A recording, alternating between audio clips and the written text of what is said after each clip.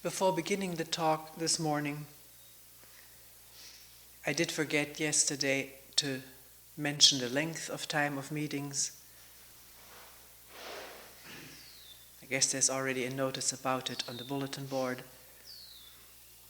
We have about 40 hours of meeting time during a retreat week, and there are 52 people here, 45 approximately every day. So to get around with meetings, if everybody goes, would take about 2 days if we have 10-minute meeting time. So 10 minutes seems to be a good time to start out with. Of course, it will sometimes not be on the dot, and it doesn't have to be. If we're in the midst of something and it goes over, so let it be, and maybe next time we'll end a few minutes earlier. But on the whole, to keep to the 10 minutes and see how it works.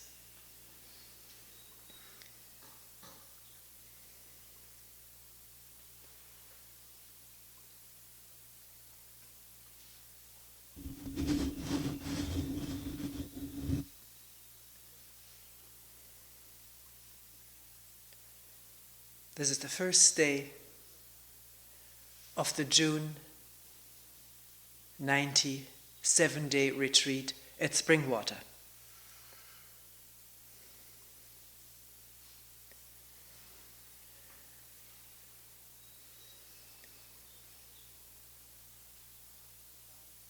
And as we always do on the first day of a retreat, regardless of how many people are there who have been here for many times, we will talk about listening to a talk, about authority and our relationship with each other. There are many people here who have not been to a talk like this before, but it doesn't matter how often one hears this. What matters very much is how do we listen this moment, in both talking and listening quietly.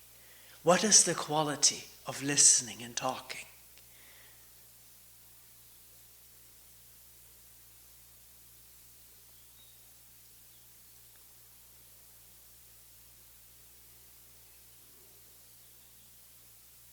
Is the listening, talking mind open?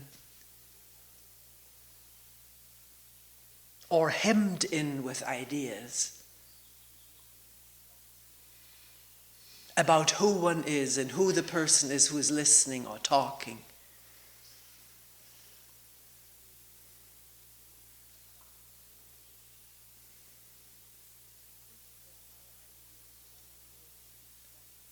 And if there are ideas about the person who's talking and about the listener, can there be some insight into the fact that having ideas about each other in any way, of any kind, affects the listening, has an impact of some sort upon the listening?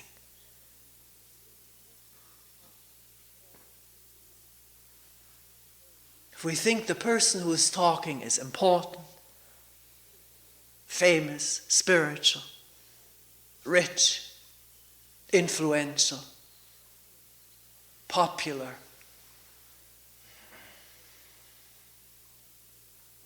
with a great reputation or no reputation, our listening usually is affected by that knowledge about the person.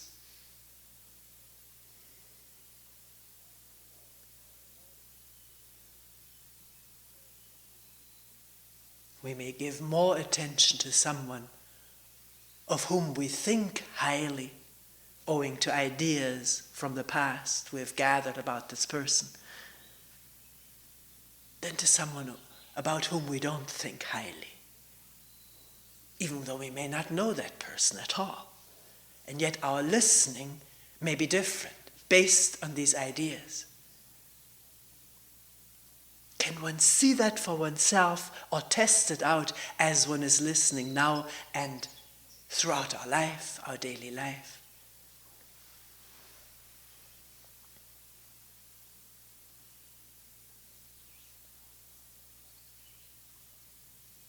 Does one listen to children the way one listens to adults?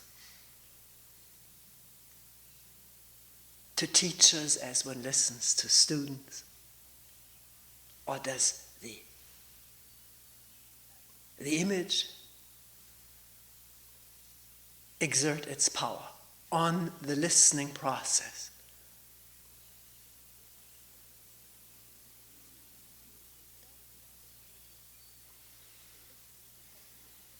Someone can talk about all of this, but the looking, the testing out, the insight can only happen here in oneself.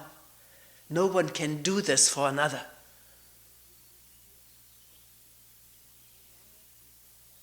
No matter how clearly something is put, the clarity of the explanation or the description is not the actual fact of listening.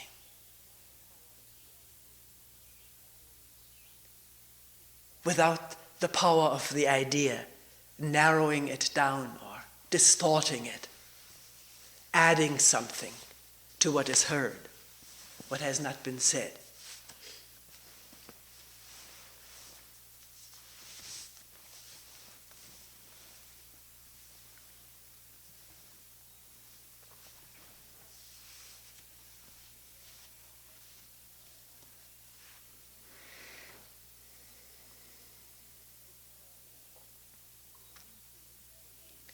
Other distorting or limiting influences upon our listening are thoughts such as, I've heard that before.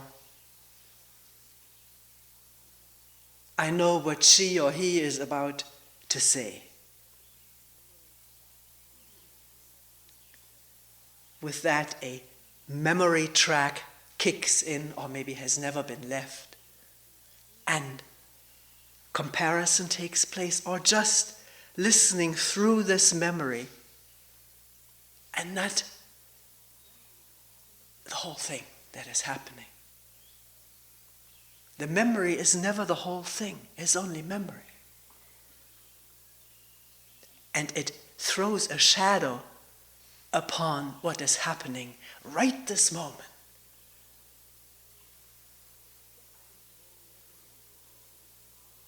It brings an expectant mode into the brain, into the mind.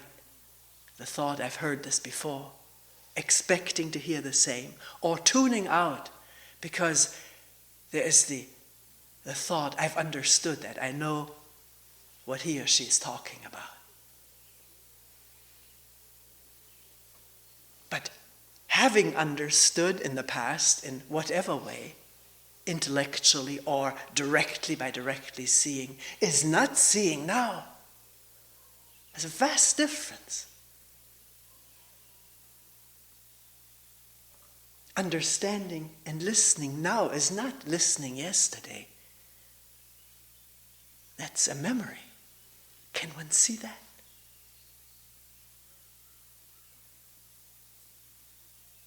So as the thought comes up, if one has been here many times,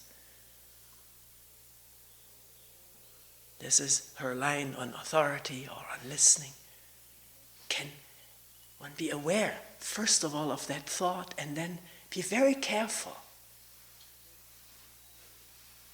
to find out whether that thought exerts a narrowing power or a distorting influence.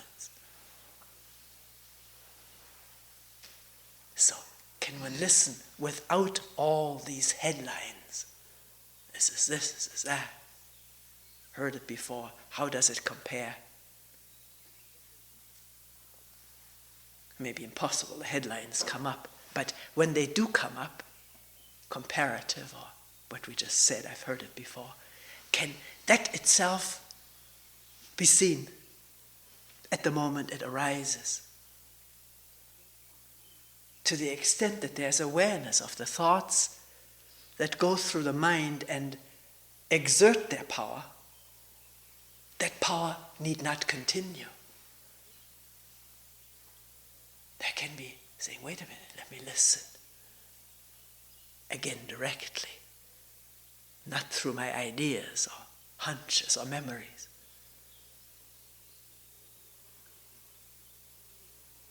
And it doesn't have to be a whole sentence like that.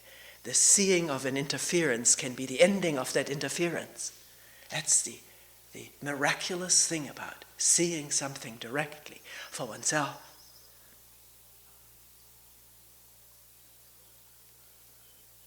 Not that the stuff doesn't come up, it comes up in the human brain because the human brain is programmed, has been programmed for centuries and centuries and centuries, millennia.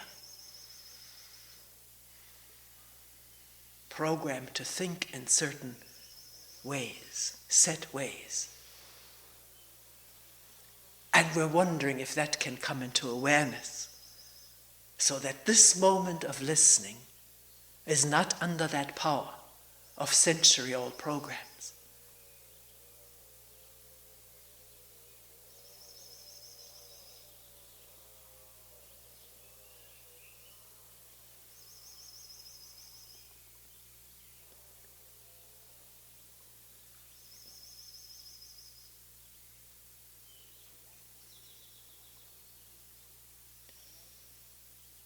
Reactions that come up.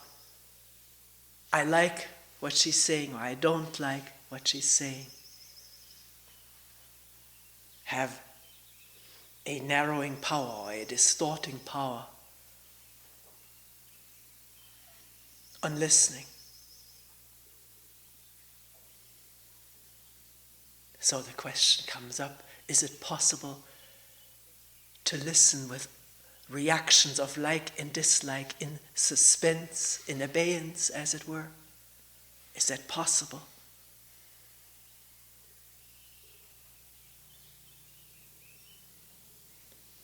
It's so subtle, so fast, so quick and so subtle.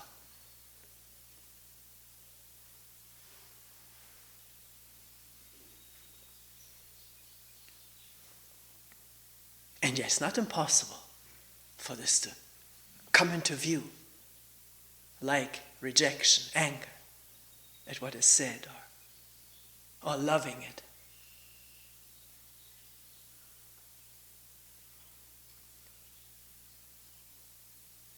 Does the question come up, should I be sort of like an unreacting vegetable? That's a strong idea, isn't it?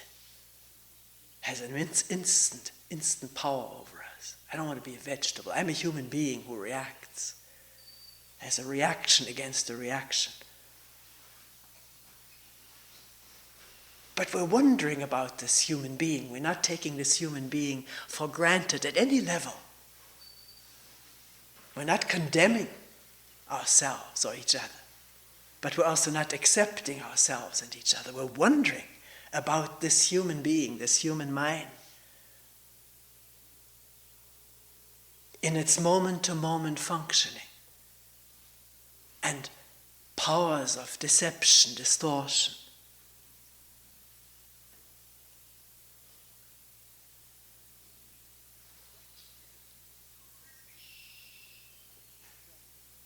So what if something is said that strikes one as being off the wall, false, not so?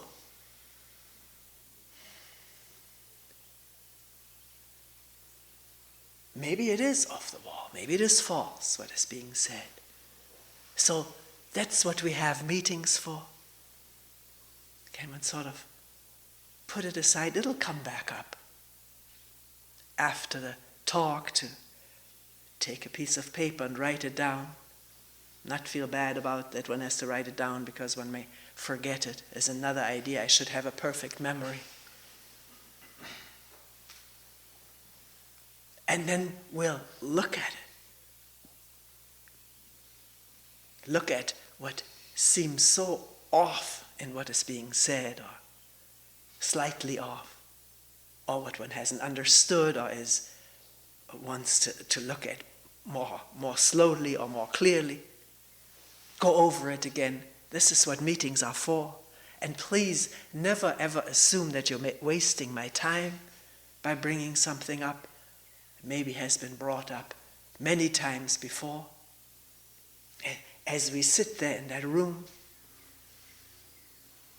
I'm not thinking about having brought that up before. The mind is not burdened in that way. It's fresh to look.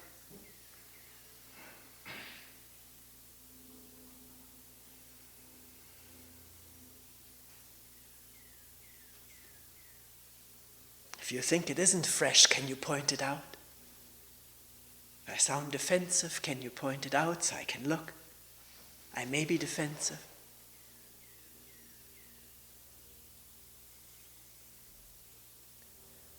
So that there is a new relationship evolving here, one of listening and questioning.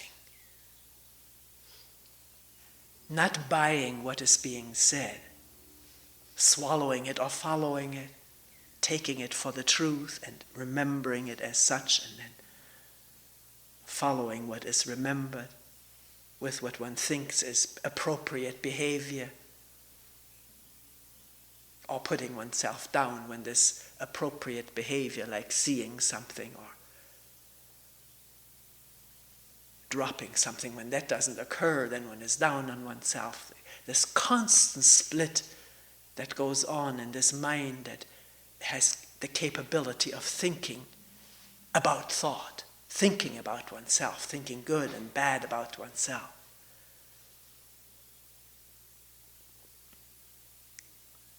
Can that be discovered rather than automatically reenacted every moment without awareness?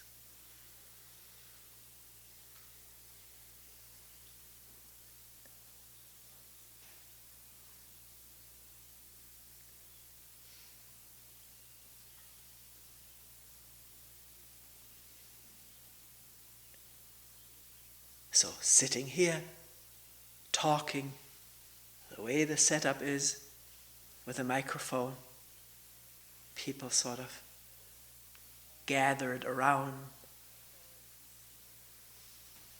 It all has the looks of an authority speaking. And one must not underestimate the impact of the setup.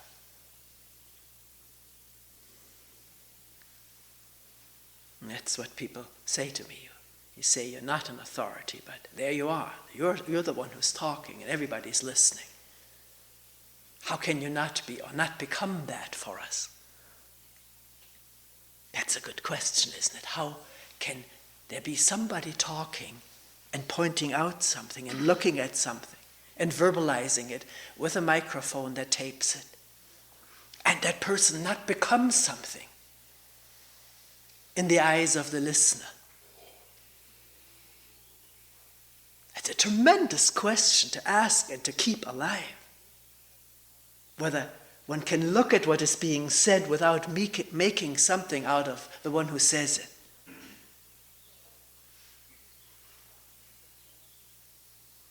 We see that so often. Sometimes we play Krishnamurti tapes.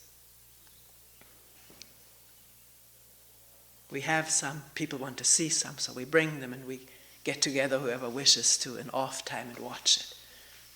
And so often, almost all of the time, the first thing that is mentioned is something critical of him. How he is arrogant or presumptuous or cold or this or that. Or loving, wonderful. And what about what he's saying? Leaving alone the man. That's what he begged all his life. Leave the speaker alone. Leave him out of this. But it's not possible, or seems to be not possible. It's possible. It's possible to listen to what somebody is saying without beginning to battle with the personality or to become enamored with the personality, which is the other side of the coin. And in both cases, the battling of the personality or the being enamored with the personality takes away the energy of listening to what is being said openly, freely, vulnerably. Vulnerably meaning ready to feel the hurt or pain or anxiety that comes up with something that is said, that touches our innermost foundation, which is our past. That's our innermost foundation structurally in the brain and the wiring that goes from thoughts and memories throughout this organism. It's a very solid, seemingly solid foundation of me and the world, me and you. And to that we're attached, we cling to that. And if that is questioned profoundly, passionately, then there's fear, some anxiety, or some rebellion, and the energy gathering to attack or defend. That whole drama can be observed within if there's the openness and freedom and vulnerability to do it.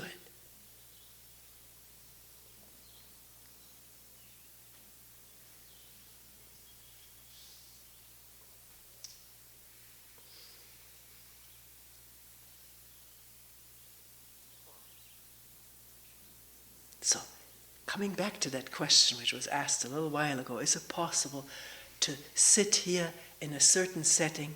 That goes for me as well, sitting here with this microphone. I'm not looking, I usually have my eyes closed. Maybe in order to forget about the whole setting, so that it has no impact. But is it possible in this setting not to make something that this setting traditionally suggests and projects?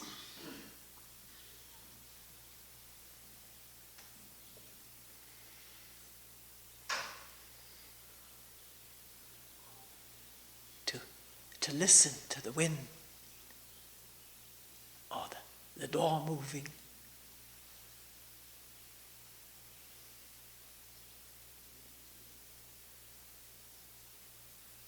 That has nothing to do with the setting, does it?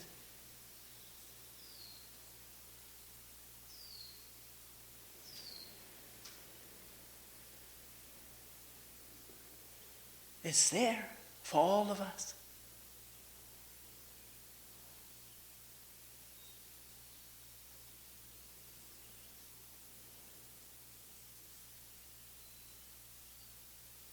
It needs no words, it needs no reaction, no like or dislike.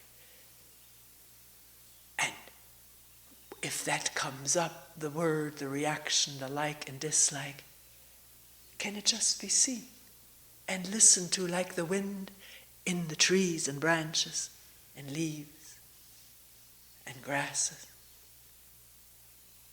and the plastic covering the wood?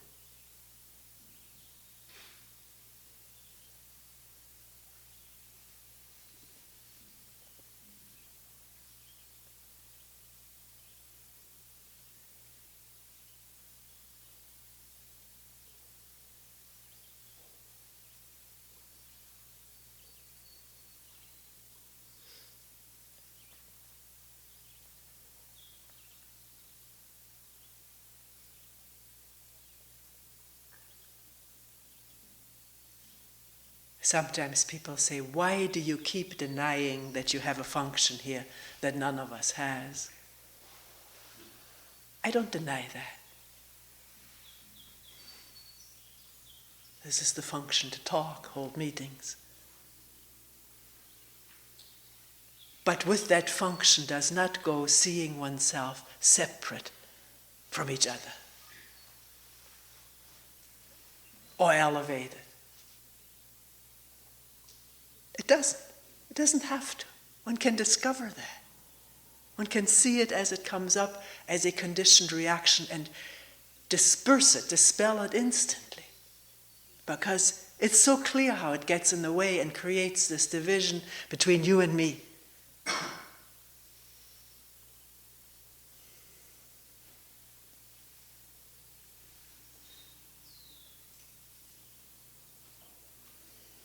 So, washing dishes, one doesn't need to become, in this mind, a dishwasher.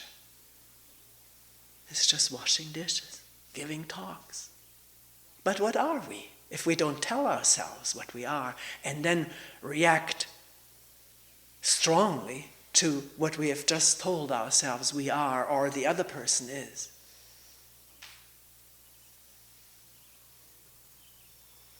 What are we without name or label or categorization of any kind, without status and prestige attached?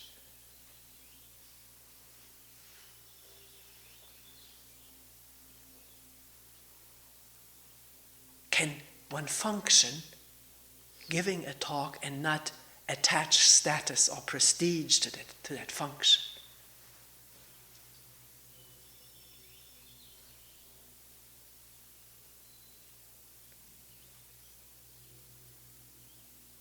We have tried as much as possible to dismantle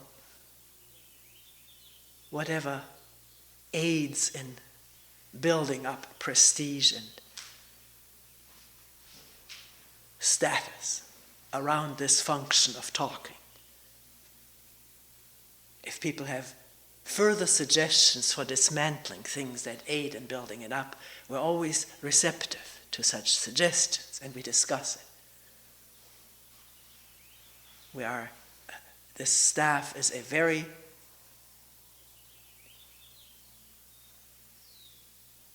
it's a discussing body, let's put it this way. When we have staff meetings, sometimes it goes from 2:30 to 6:30 or longer. We discuss things at great length, hearing each other out, considering things, opposing things, allowing angry feelings or rejecting or whatever feelings to come up, to be looked at. But more powerful than a way of an arrangement of sitting and a microphone sticking up, more powerful is the habitual response of the brain, conditioned, programmed for centuries to elevate, to have someone to believe in, someone to follow, to have that security.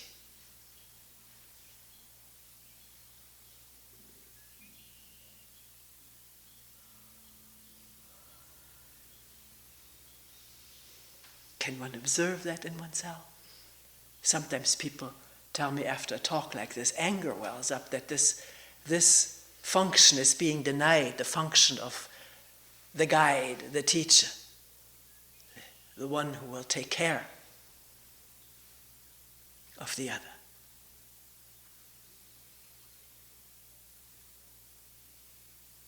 Believe in me and you will be taken care of in the long run, maybe already in the short run. This kind of promise is not made here. Belief has to be examined. What is belief? Belief is wanting something to be true that one desires to be so. That's when we believe in something. We want something to be so, which we can't prove, but we want it, so we believe in it. But can one question this whole process, every process of the mind that reveals itself? Can it be wondered about? Wondering whether it has to go on, and wondering at the powerful way in which it does go on. Not condemning it. That's another powerful process.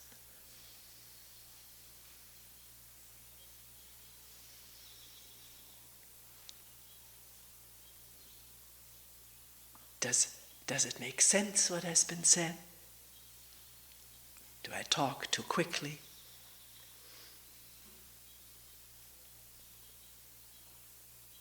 People telling me things like this are very helpful if I remember it and I'll talk slower or pause at times.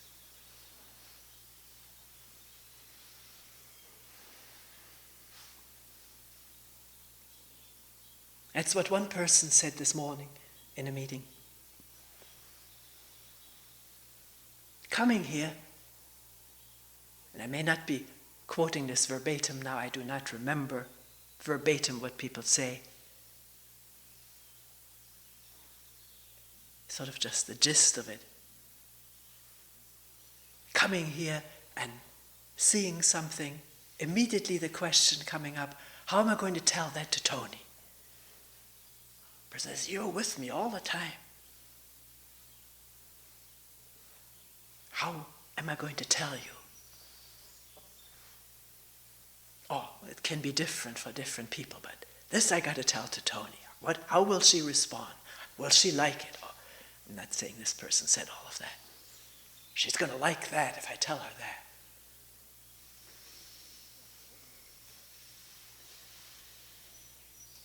It's not Toni who is with you. It's thoughts, memories. What is Toni?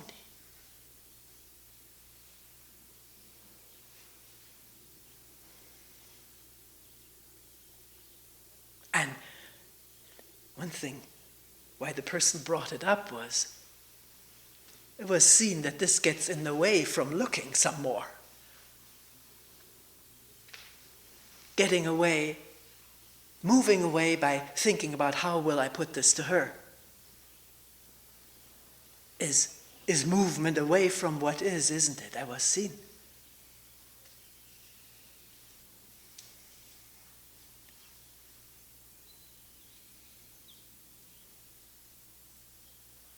And the mind moves around constantly. Thoughts. It seems so hard just to be for a moment with what is, without immediately thinking about what is, and how will I put it to someone else.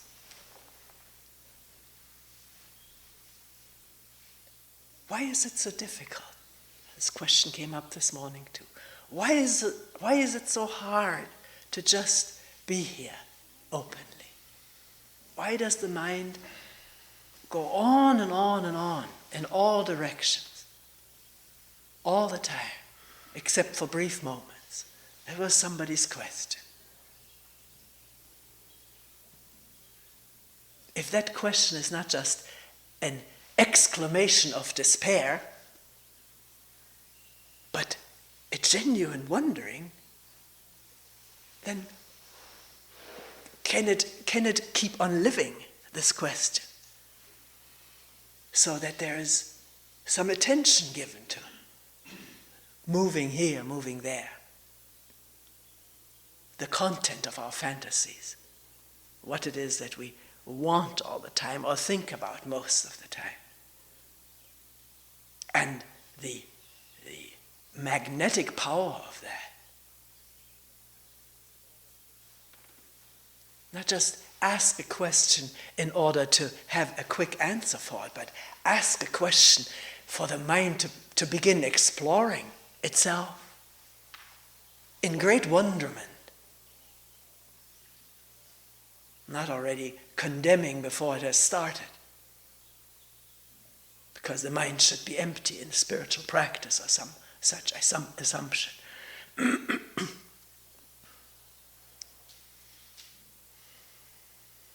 Not the mind should be empty, but what is this crowded mind like? This constantly occupied mind. What is it? What's the quality of it? Can there be a listening in without distorting or condemning or rationalizing it away as human nature? Just a gentle getting acquainted, getting intimate with what goes on.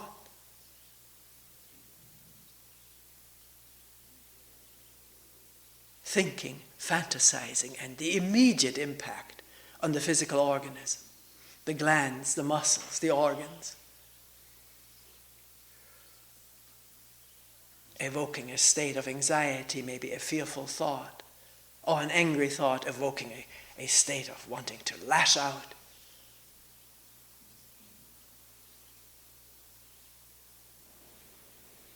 Can that connection come into awareness? And then the connection between the state of the body, state of the organism, anxiety or anger, and more thoughts issuing from this. I shouldn't feel like this. I hate it. I wish I felt different, better, like the others. Which means conflict with the state that has been evoked a moment ago by thought. And then being in conflict with that. And the consequences of conflict, which is more dis-ease internally. At what point will there just be an open, non-conflicting listening?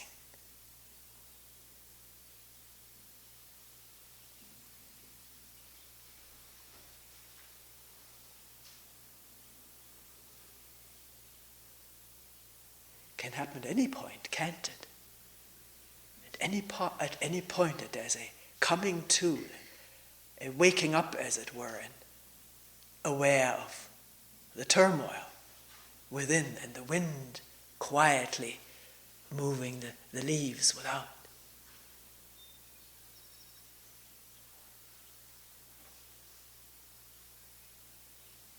Awareness of the cool breeze touching the skin. The breathing that's always there if there's some listening. The heart is beating. Maybe there's a pain in the neck or in the back. The sensations.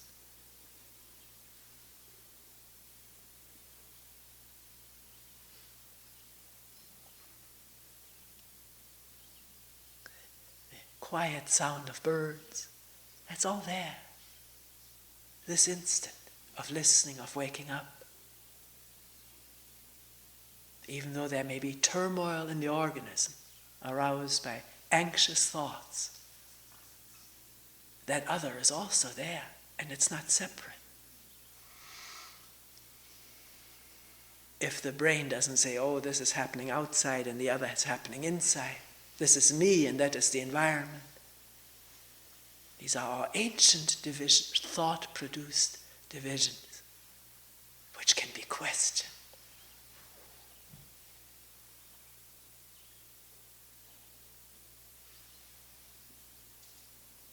So the inner turmoil or disease that may be there, particularly when there is some quieting down of mind and environment, maybe more in touchness, more intimacy with our pains, mental and physical, pain in the heart. Can there be an open, vulnerable listening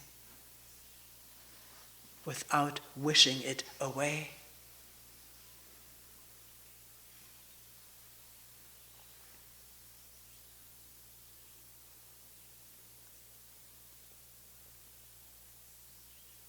If a little child comes up to you crying,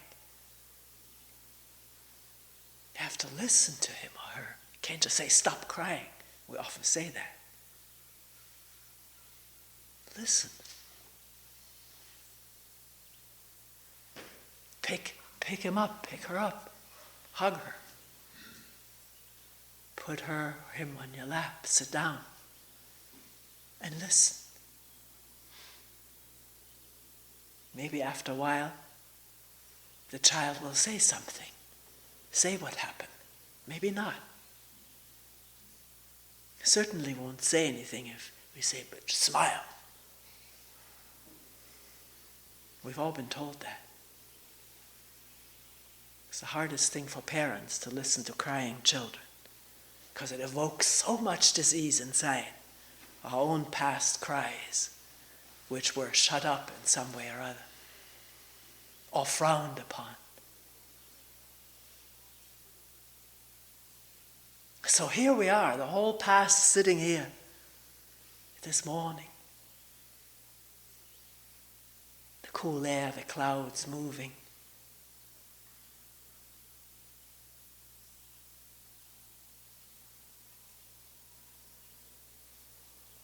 What is it all about? Not analytically or intellectually, but what is it right now? Listening. Not pursuing the question, what is it, as a koan or inquiry. Now beginning to repeat on every exhalation, what is it, what is it, what is it? We don't mean that when we talk about questioning. Questioning is a state of wonderment without knowing the answers, and therefore attending.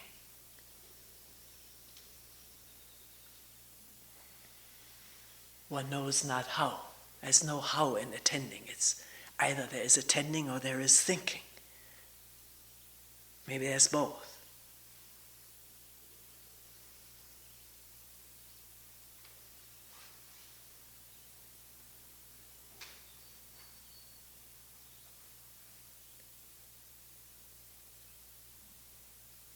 And it doesn't take massive or specialized training for this attending to take place, for this awareness to happen.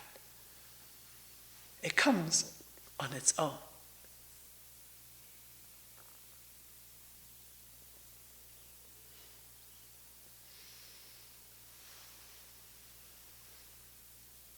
When the mind isn't trying to grasp it or get it, hold it, repeat it, want it. But when all of those movements are wondered about and listened to as they happen in this tumultuous organism,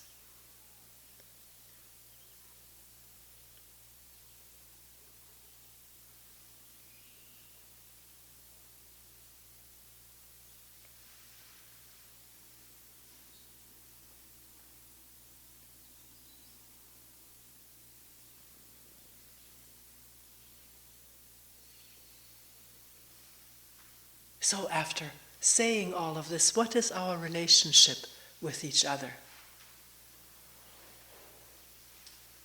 In this retreat, outside of retreat, but right now we're in a retreat. What is our relationship with each other?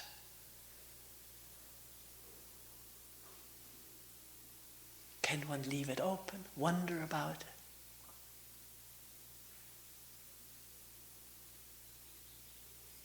Like two friends wondering about the same thing,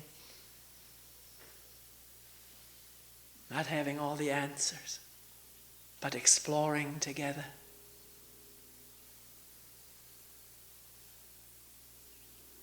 Breathing the same air together.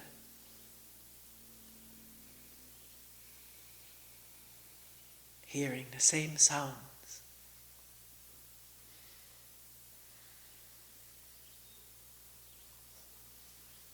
The same breathing, even though each individual breathing may be different, but there's breathing in all of us.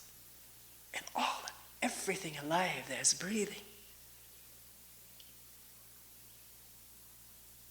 And a pulsation of life, heartbeat, blood, whatever it is.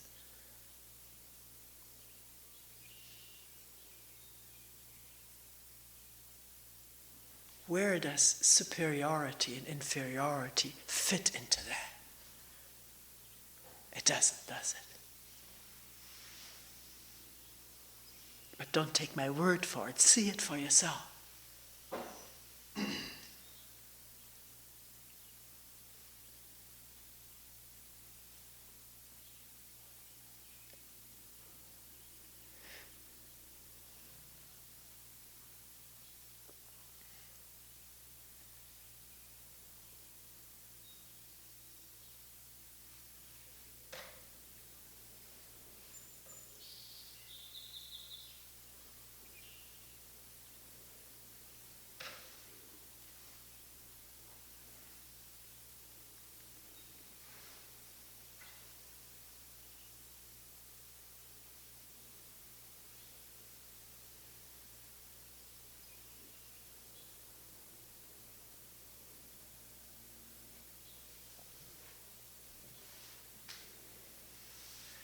We will end here for today.